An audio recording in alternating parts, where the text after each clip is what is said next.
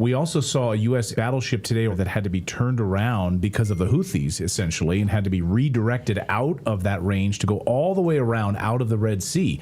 Like, we can't even deal with the Houthis, and we think we're going to somehow puncture through the Strait of Hormuz. Anyway, what do you see happening next after this pause? Yeah, that was the George W. Bush, which is coming to replace the Right. Ford, the USS Ford, and instead of just going through the normal, I think it's the Suez Canal down into the Red Sea, like the normal shorter path, we went all the way around Africa because we were worried that the Houthis may take it under attack. And if you get in the Red Sea there, I mean, it could be like a shooting gallery, as would be the case if we actually went into the Strait of Hormuz with our ships, not during a ceasefire. They would be at risk of being hit by any number of different ammunition and weapon systems that the Iranians have.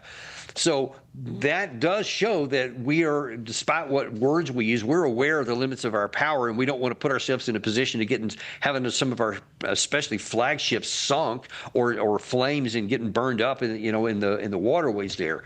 But that also tells you that there's a reason why the Strait of Hormuz is still closed and is still controlled by the Iranian side of any oil we want to get out, because we can't compel them to do it. We can't force them out of it. And so if you start firing back again, it's not going to change that. So the strait will stay closed, and the fertilizers will still not be able to get out. The helium will not be able to get out. So that means the chip making in Asia is going to start to really suffer. And the whole supply chain issue all around the world with our whole global economy is going to start falling apart.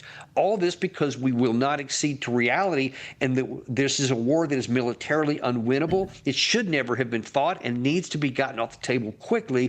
But because President Trump has too much pride and can't accept that he can't do something, and he's being surrounded by people like Stephen Miller yesterday, who just keep saying, yeah, we can do everything, just like in Venezuela, even though there's no comparison between the two situations here. But they think there is, and they're telling President Trump it's similar because we can do whatever we want to do. That's what Stephen Miller said. And if Trump is listening to that, he may believe it and be making policy decisions based on it. But it's not true, no matter how much Stephen Miller says that it is.